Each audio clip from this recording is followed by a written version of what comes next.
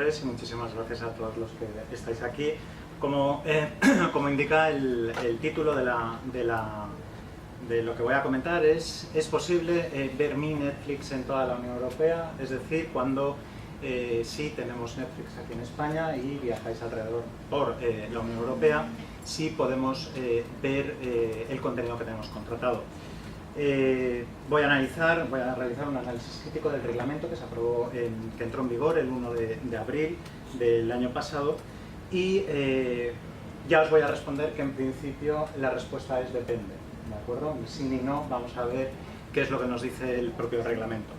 Desde el pasado 1 de abril, conforme os he dicho, desde el pasado 1 de abril todos los europeos podemos utilizar nuestros servicios, todo aquello que hayamos abonado, ¿de acuerdo? Nuestros servicios en línea, como películas, deporte, libros electrónicos, también juegos, videojuegos, música, cuando viajemos por toda la Unión Europea, ¿de acuerdo? Y esto ha sido sobre todo de la mano gracias al gran acuerdo que han alcanzado los distintos negociadores de la Unión Europea, el Parlamento, los Estados miembros y sobre todo la Comisión. Conviene resaltar, tal y como dice la nota de prensa que envió, el comunicado de prensa que se envió desde Bruselas el 7 de febrero de 2017, que se trata del primer acuerdo relacionado con la modernización de la normativa sobre derechos de autor en la Unión Europea. ¿De acuerdo? Es el primer gran acuerdo sobre esta materia en la normativa de derechos de la Unión Europea para el mercado único digital. Es importante porque hay cierto sector de la doctrina que entiende que puede tratarse de un derecho de los consumidores. Yo entiendo que estamos dentro de la propiedad intelectual y así la nota de prensa lo dice. Pero bueno, también en palabras del vicepresidente del Mercado Único Digital, dijo que se trata de un paso importante para eliminar las barreras en el Mercado Único Digital. Es decir, no tenemos barreras físicas porque sí tenemos todavía barreras en el ámbito tecnológico cuando saltamos de España a Francia. ¿De acuerdo? Pero antes de entrar a analizar el reglamento sí que quiero ver una serie de datos con vosotros. En el año 2016, ¿de acuerdo? El 64% de los europeos dijo que utilizaba Internet para jugar o para descargar películas, música, etc. Y la mayoría del 64% de estos lo hacen generalmente a través de sus dispositivos móviles. Luego también un estudio del año 2015 dice que 1 de cada 3 europeos ha manifestado su deseo por la portabilidad transfronteriza, es decir, si tengo contratado en España y me voy a Francia, poder seguir viendo la película, la música, etc. ¿De acuerdo? Y para los jóvenes esta posibilidad, de acuerdo, la de la portabilidad transfronteriza, se incrementaba. Así, por ejemplo, en la franja entre 15 y 39 consideran importantes tanto la portabilidad como el acceso al servicio que hayan contratado en su país de origen cuando salten, cuando viajen por Europa. Estoy convencido que todos hemos sufrido el geobloqueo, el bloqueo geográfico, sobre todo si hemos saltado, hemos ido a investigar, si hemos ido de viajes, y seguro que si hemos contratado algo hemos visto esta pantalla, seguro. Contenido no disponible en su zona geográfica. ¿O esta también? A ver.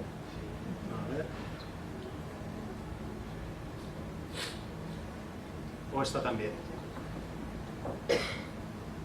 Pues esto, en principio, ¿de acuerdo? Desde el pasado 1 de abril no va a ocurrir. Y es de la mano del reglamento 2017-1128 del Parlamento relativo a la portabilidad transfronteriza. Este reglamento, de acuerdo, lo que viene es a resolver en determinados supuestos, yo me voy a centrar particularmente en los derechos de autor, ¿de acuerdo? Viene a resolver en determinados supuestos el problema de la portabilidad transfronteriza, es decir, cuando nos movamos de país, que podemos seguir disfrutando del contenido contratado. Ahora bien, sí que es cierto que la técnica jurídica que utiliza el propio legislador en el reglamento, ¿de acuerdo? La técnica jurídica en algunos artículos, pues bueno, el alcance y la efectividad del propio reglamento queda en entredicho, así como también puede llegar a perjudicarse el derecho del titular de la obra protegida, ¿de acuerdo? Pero bueno, en un principio hay que tener en cuenta que el actual sistema normativo de propiedad intelectual, de derechos de autor, ¿de acuerdo?, nos permite, cuando tenemos contratado un contenido protegido, disfrutarlo en nuestro país. En principio, cuando cruzamos otro país, por la territorialidad de los derechos de autor, de acuerdo, de los derechos de propiedad intelectual, en principio no se tiene la licencia y por tanto nos aparecería el mensaje de contenido protegido. En principio el reglamento, de acuerdo, pues va a evitar esto. El hecho de que nos movamos por la Unión Europea, vamos a poder seguir disfrutando bajo unas características que ahora analizaré. La territorialidad del derecho de autor o de los derechos de propiedad intelectual, efectivamente, ¿de acuerdo?, lo que hace es dificultar la consecución de un mercado único digital. ¿De acuerdo? Hay tantas licencias, o pueden haber tantas licencias como estados, ¿de acuerdo? Y por tanto, el prestador de servicio, por ejemplo, Telefónica o Movistar o Netflix, solo tiene la licencia para España.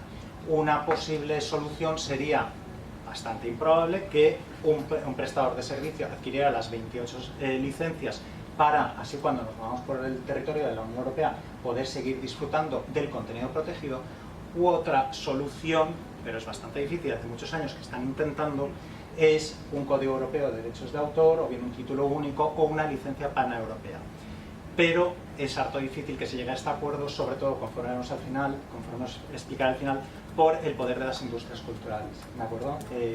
Es más interesante para ellos para conectar el mercado y, por tanto, tener tantas licencias como países. Pero bueno, entrando propiamente en el reglamento, ¿de acuerdo?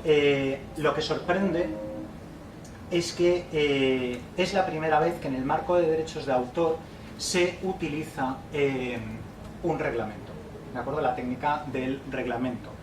Anteriormente, como fuente normativa, un reglamento. Anteriormente, en el marco de derechos de autor, siempre se ha utilizado las directivas. Y todos sabemos que una directiva tiene que ser traspuesta, etcétera, etcétera. Mientras que el reglamento lo que hace es aplicarse en bloque. Se consigue una aplicación uniforme, ¿de acuerdo? Se logra una aplicación uniforme y, por tanto, puede ya dejarse entrever la aspiración del Código Único de Derechos de Autor, o puede ir la Unión Europea ya yendo hacia esa unificación. Pero bueno, es la primera vez, sorprende, ¿de acuerdo?, que se utilice como fuente normativa un reglamento cuando hasta este momento únicamente se había utilizado la técnica, la norma, las directivas.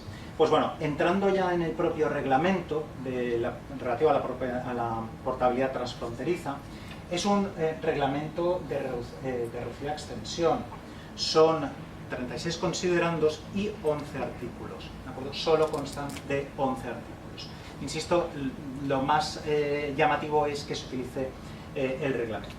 Ahora bien, entrando ya en el propio reglamento, este reglamento lo que hace, o el legislador europeo lo que ha hecho, se puede leer el objeto y el ámbito de aplicación, lo que pretende es que garantizarse que toda aquella persona física, ahora veremos las definiciones, toda persona física, consumidor, que contrate un servicio en su Estado miembro, pueda disfrutar de este servicio por un tiempo limitado en otro Estado miembro.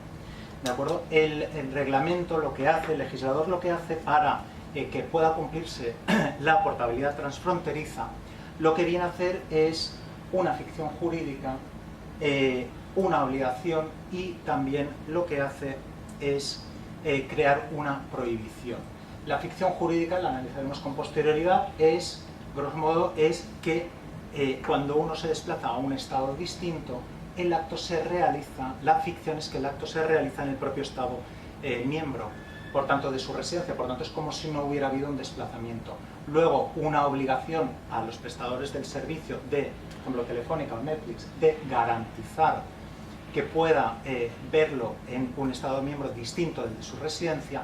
Y luego también el reglamento inserta una prohibición, y es que no se puede estipular entre prestador del servicio y el titular el número de días que pueden estar fuera, ni tampoco se puede elegir una ley distinta con la finalidad de evadir el reglamento. Esto en Derecho Internacional Privado está en Roma I y Roma II, las leyes imperativas, el artículo 3.3, 3.4 de Roma I, por ejemplo, sería una cláusula nula.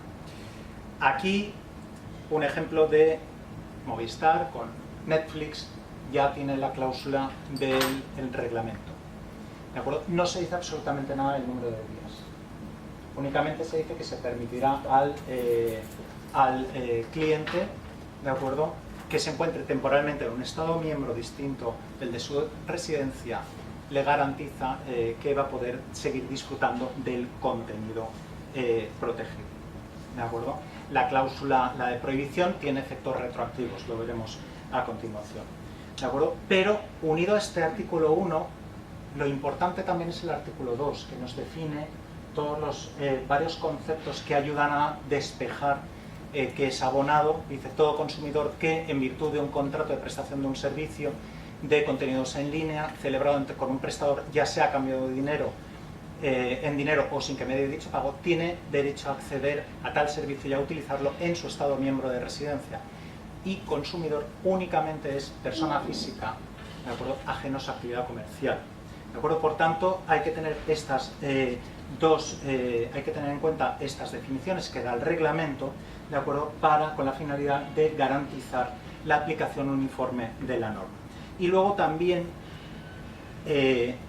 habla del servicio de contenidos en línea, que se entiende, son tanto los contenidos, servicios audiovisuales en línea o a la carta, ¿de acuerdo?, o también podrían ser películas, ebooks, etc. ¿De acuerdo? Y luego, por último, ofrece también dos definiciones o dos nociones que para mí son fundamentales para entender la portabilidad transfronteriza, y es Estado miembro de residencia a efectos del reglamento, y qué se entiende por encontrarse temporalmente en un Estado miembro. En relación con el primero, qué se entiende por Estado miembro de residencia, lo define en el artículo 5, ¿de acuerdo? Y determina que, en función de cualquiera de estas características, un sujeto podrá estar o tener su residencia en un Estado miembro, ¿de acuerdo? Y el segundo, el de encontrarse temporalmente en un Estado miembro, dice la presencia de un abonado durante un periodo limitado de tiempo en un Estado miembro que no sea el de su residencia. Es decir, ¿qué significa periodo de tiempo limitado? ¿Alguien sabe lo que es periodo de tiempo limitado? ¿Es un día? ¿Es una semana? ¿Es un mes? Si os vais de vacaciones. 6 meses. Yo creo que 6 meses es demasiado. 4, no lo sé. El reglamento no lo define, ¿de acuerdo?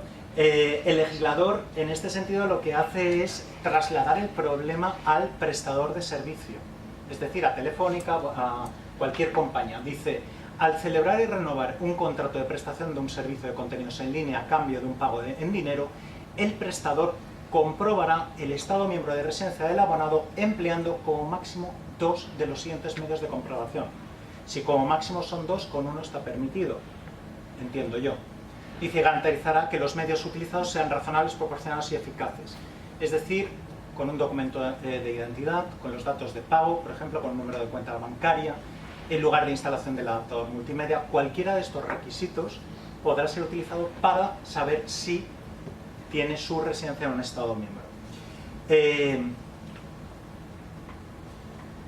Dicho esto, sí es cierto que si el usuario no facilita la información, al prestador del servicio, el prestador del servicio, por ejemplo Telefónica, no tendrá por qué permitir la portabilidad transfronteriza, ¿de acuerdo? Usted no me facilita esta información, por tanto, usted va a poder ver el contenido que tiene contratado en España, pero cuando pase a Francia no va a poder verlo, ¿de acuerdo? Sí que es cierto que el amplio catálogo de todos estos supuestos, documento nacional de identidad, datos de pago, etcétera, etcétera, facilitan el cumplimiento del reglamento, ¿de acuerdo? Y fomenta sobre todo la portabilidad transfronteriza, pero el hecho de que solo con uno o como máximo 2 fomenta, ¿de acuerdo?, que pueda vulnerarse o fomenta un uso,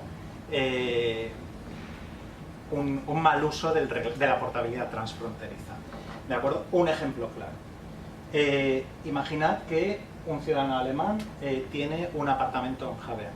Tiene un apartamento en Javea y, pues bueno, tiene domiciliado todos los pagos de agua, luz, etc. A ojos del reglamento, este ciudadano alemán puede tener su residencia en un Estado miembro, Por tanto, si está aquí, puede contratar un contenido protegido por los derechos de autor.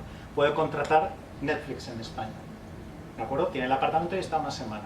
Se vuelve a Alemania y está el resto del año en Alemania. Puede pasar perfectamente. Según el reglamento, él tendría la residencia habitual en nuestro país. Si está en Alemania, ¿cuánto tiempo? Seguramente Netflix será más barato en España que en Alemania, ¿de acuerdo? O partidos de liga, de la Bundesliga, si los contratan en España y luego vuelve allí, ¿de acuerdo? Por tanto, a ojos del reglamento, perfectamente este ciudadano alemán puede ser residente en nuestro país, ¿de acuerdo? Evidentemente, esta situación, ¿de acuerdo?, se aleja a todas luces de la esencia del principio de territorialidad de los derechos de autor y demuestra sobre todo la necesaria eliminación de la fragmentación territorial del marco de derechos de autor, ¿de acuerdo? Ahora bien, en este ejemplo sí que es cierto que si el prestador de servicio tiene dudas razonables acerca de cuál es la residencia habitual del sujeto en cuestión, ¿de acuerdo?, puede volver a comprobar todos estos índices. Ahora bien, yo creo, desde mi punto de vista, dudo mucho que el prestador de un servicio compruebe nuevamente cuál es el estado de miembro de residencia si lo hizo únicamente cuando se formalizó el contrato. ¿Por qué? Porque si comprueba y da el resultado que tiene la residencia en otro país, le va a tener que cortar el acceso. Si le corta el acceso, yo soy el ciudadano alemán que estoy en Alemania, dejaré de pagar Telefónica en España, el servicio contratado en España. Por tanto, yo entiendo que ni al prestador de servicio le interesa volver a comprobar esa evidencia porque puede dar lugar a que le corte el acceso transfronterizo, ¿de acuerdo? Por tanto, esta verificación rara vez se va a cumplir, ¿de acuerdo? Sí que es cierto que se podría crear una obligación entre el titular de la obra protegida, por ejemplo, el del contenido de Netflix, y decir que compruebe la dirección IP del sujeto en cuestión, ¿de acuerdo? Pero también es cierto que, si bien se puede pactar esto en el contrato, hay medidas tecnológicas, redes VPN, etcétera, para engañar, para disimular dónde estamos, ¿de acuerdo? Por tanto, cualquier medida tecnológica en este sentido no sería tampoco idónea, ¿de acuerdo? Por tanto, quien quiere vulnerar va a poder hacerlo con bastante facilidad, ¿de acuerdo? Entiendo que la presencia de intereses económicos contrapuestos, es decir, entre el prestador del servicio y el titular del contenido protegido, ¿de acuerdo?, va a dificultar sobre todo el propio alcance del reglamento de la portabilidad transfronteriza y sobre todo también va a dificultar en este sentido el derecho del consumidor europeo. Pero esta evidencia o este conflicto de intereses se evidencia todavía más con la ficción jurídica del artículo 4, ¿de acuerdo? Recordad que había dicho que el reglamento lo que hace es crear una ficción jurídica, una obligación y una prohibición. La ficción jurídica es esta, está en el artículo 4. Dice: se considerará que la prestación de un servicio de contenidos en línea en virtud del reglamento a un abonado que se encuentre temporalmente en un Estado miembro, así como el acceso al servicio y su uso por parte de dicho abonado, se produce únicamente en el Estado miembro de residencia. Es decir, si yo tengo contratado Netflix en España, me voy a Francia y conecto desde allí, se crea la ficción de que todo ocurre en España, ¿de acuerdo?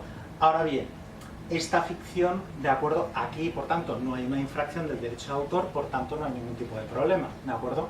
Este mecanismo, el de la ficción jurídica, de crear todo en un mismo, en que todo el acto ocurre en un mismo estado, ya se ha dado con anterioridad. Se dio, por ejemplo, en la directiva sobre radiodifusión y vía satélite, y también está en estos momentos en la propuesta de directiva de derechos de autor y también en la propuesta de directiva sobre radiodifusión, sobre transmisiones en línea, ¿de acuerdo? Por tanto, esta ficción jurídica ya se da. Y luego también la jurisprudencia del Tribunal de Justicia de la Unión Europea en el asunto Svensson sobre enlaces, si vulneraban o no el derecho de reproducción y comunicación al público, también utilizó esta figura de la ficción jurídica para localizar todo el acto en un mismo estado. Por tanto, aquí, en mi opinión, es donde reside uno de los principales problemas del reglamento, ¿de acuerdo? La ficción jurídica, ¿de acuerdo?, no se delimita exactamente qué cuál es el significado del adverbio temporal. ¿De acuerdo? Dice encontrarse temporalmente en un estado miembro. ¿De acuerdo? La presencia de un abonado durante un periodo de tiempo limitado en un estado miembro que no sea el de su estado de residencia. ¿Y qué es estado? ¿Y qué es encontrarse temporalmente? Un día, nos vamos un fin de semana a París, nos vamos una semana a Italia, nos vamos 3 meses de vacaciones, 6 meses a un Max Planck a investigar. ¿Qué es encontrarse temporalmente? El reglamento no lo ha querido, el legislador europeo no lo ha querido definir. ¿De acuerdo? Por tanto, ahí estamos. Es una de las mayores controversias. Sí que es cierto que un sector de la doctrina opina que podría cogerse los datos fiscales, el número de días de residencia de un año para determinar si se está o no está, es decir, 180, 186 meses, ¿de acuerdo? Yo, desde mi punto de vista, 6 meses es excesivo, sobre todo para el titular de la obra protegida, ¿de acuerdo? Como consumidor, evidentemente, 6 meses no, yo quiero más meses, pero a la hora de conciliar veo un poco, 6 meses lo veo demasiado. Tal vez una medida entre 3-4 meses, que es lo que puede viajar sobre todo los estudiantes, 3 meses que están de vacaciones fuera de España, pues sería oportuno. Más de 3 meses me cuesta un poco, la verdad, es que ver ese lapso de tiempo, ¿de acuerdo? Y sí que es cierto que la falta de origen, ¿de acuerdo?, de la determinación no se sabe. Lo cierto es que el legislador expresamente prohibió fijar un número de días, ¿de acuerdo? Tal vez el hecho de no fijarlo lo que hace es intentar que sea el prestador del servicio, el titular de la obra, que lleguen ellos a un acuerdo, pero tampoco se puede llegar al acuerdo, ¿de acuerdo? O tal vez no ha querido fijar un número de días para no imponerle una obligación al prestador del servicio de monitorizar, porque si no va en contra del artículo 15 de la directiva de comercio electrónico, ¿de acuerdo? Es una carga excesiva para el prestador del servicio y por tanto no sería válida. Sea como fuere, no ha querido delimitarlo. Sí que es cierto que restringir el número de días, ¿de acuerdo?, limitar el número de días a pocos, pues bueno, menoscaba la finalidad del reglamento, que es que podamos viajar por Europa con nuestro contenido, ¿de acuerdo? Pero también es cierto que fijar una interpretación flexible altera las reglas del derecho de autor, ¿de acuerdo? O si se entiende la portabilidad transfronteriza como acceso transfronterizo, por tanto, altero también la esencia del derecho de autor. Yo creo que en este sentido finalmente va a ser el Tribunal de Justicia de la Unión Europea el que va a acabar interpretando, ¿de acuerdo?, qué se entiende por encontrarse temporalmente en un Estado miembro distinto del de la residencia, ¿de acuerdo? Va a ser una función del Tribunal de Justicia si algún tribunal plantea esta cuestión, ¿de acuerdo? Si no hay ningún tipo de problema, pues bueno, pero supongo que acabarán interpretándolo. Y luego, por último, ¿de acuerdo?, yo considerando que entiendo, sí que es cierto que hay un sector de la doctrina que puede entender que se trate de un derecho del consumidor, yo entiendo como una excepción obligatoria, ¿de acuerdo? El reglamento de portabilidad transfronteriza crea una excepción en el marco de los derechos de autor, ¿de acuerdo? Y por tanto, si crea una excepción en el marco de los derechos de autor, está sujeta a la regla de los 3 pasos, ¿de acuerdo? Si se trata de un límite o una excepción, es cierto que la función social de la propiedad, en el artículo 33 de la Constitución, delimita también la propiedad intelectual, de modo que el derecho exclusivo del titular de la obra puede verse limitado en determinados casos. Ahora bien, está delimitado, ¿de acuerdo? Cualquier límite en este sentido a los derechos de autor está sujeta a la regla de los 3 pasos. La regla de los 3 pasos, para aquellos que no la conozcáis en materia de propiedad intelectual, ¿de acuerdo?, es un criterio hermenéutico que sirve para interpretar los límites, ¿de acuerdo? No todo límite es absoluto, ¿de acuerdo?, sino que por mucho que esté contemplado un límite, ¿de acuerdo?, tendremos que pasar estos filtros para ver si realmente el uso del límite está permitido o no. La regla de los 3 pasos, ¿de acuerdo?, ya se contempló en su día en el convenio de Berna, luego fue pasando a distintos tratados internacionales, está en la Directiva de Derechos de Autor, en el artículo 5.5 y está también en el artículo 40 bis. Yo entiendo que en este sentido, de acuerdo, dada la naturaleza técnica utilizada por el legislador, de acuerdo, en el reglamento es mejorable, de acuerdo, y algunos de estos conceptos, como hemos visto, tan indeterminados pueden, el uso que se haga puede vulnerar o puede no superar la regla de los 3 pasos. ¿De acuerdo? La regla de los 3 pasos, el primer paso es que todo límite de excepción debe preverse para determinados casos especiales, es decir, el principio de legalidad, que los límites no atenten contra la explotación normal de la obra y que no causen un perjuicio injustificado a los intereses legítimos del titular de la obra. Por tanto, determinado caso especial está fijado en el reglamento de portabilidad transfronteriza, que no atenten la explotación normal de la obra, pues bueno, tendremos que ver si el número de días se excede, por tanto podría atentar al titular del contenido protegido, ¿de acuerdo? O causar un perjuicio injustificado, ¿de acuerdo? Y por tanto, si nos movemos la regla de los 3 pasos, también está en la directiva y en el artículo 40 bis de la Ley de Propiedad Intelectual Española, ¿de acuerdo? Y por tanto, si estamos ante una excepción en el marco de los derechos de autor, es el prestador del servicio, es decir, es Telefónica, el responsable del alcance de la excepción en el reglamento de portabilidad transfronteriza. ¿En qué momento debe bloquear Telefónica al usuario? Porque si la espinosa cuestión se le traslada al prestador del servicio y Telefónica entiende que yo estoy más días de los debidos fuera de mi estado miembro, me puede bloquear el contenido. Si me bloquea el contenido y yo voy al juzgado y luego el juez determina que no hay infracción y que me ha vulnerado mis derechos contractuales, libertades, etcétera, etcétera, ¿de acuerdo? El prestador del servicio tiene que responder. Pero si es el titular de la obra el que le dice al prestador del servicio, oiga, este está vulnerando mi derecho por estar, también se sitúa en la responsabilidad. ¿De acuerdo? Es un problema parecido al que pasa con la Directiva de Comercio Electrónico de la Sociedad de la Información con los prestadores de servicios de alojamiento. ¿De acuerdo? El artículo 14.15 de la Directiva y de la Ley Nacional, que habla sobre el deber de diligencia, actuar con rapidez, en qué momento tiene que el prestador retirar. Si lo retira y luego no es, problema. Si no lo retira y luego lo tenía que haber retirado, también es responsable. Por tanto, aquí creo que pasa un poco lo mismo, ¿de acuerdo? Se le traslada a él esta espinosa cuestión de decidir en qué momento bloquear. Y la forma, y para acabar ya, la posible solución hubiera sido, evidentemente, fijar en el contrato un número máximo de días que se puede estar fuera de España, ¿de acuerdo? Pero eso el reglamento, recordad que es una de las prohibiciones. No se puede estipular un número máximo de días, ni elegir una norma distinta con la finalidad de evadir. Por tanto, esa solución no da lugar de conformidad al artículo 7 del reglamento.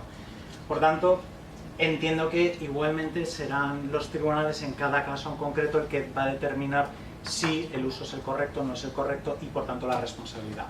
Y luego ya como reflexión final, pues bueno, sí que es cierto que el legislador europeo ha hecho un loable esfuerzo con esta norma. De acuerdo, creo que es necesario que podamos disfrutar del contenido que tenemos contratado en España en otros países de la Unión Europea. Creo que es importante que desaparezcan, igual que han desaparecido las barreras físicas, las digitales, que todavía existen, y creo que sería un buen momento para empezar a pensar en un código europeo de derechos de autor o una licencia paneuropea. ¿De acuerdo? Mientras tanto, y dado los términos en los que está redactado el propio reglamento, creo que, dado que no se puede acordar el número máximo de días, un código de buenas prácticas entre consumidores, prestadores de servicios, titulares, industrias culturales, para acordar unas directrices, porque sí que es cierto que el prestador del servicio se sitúa en una complicada situación, ¿de acuerdo? Y eso es lo que quería comentar. Muchísimas gracias.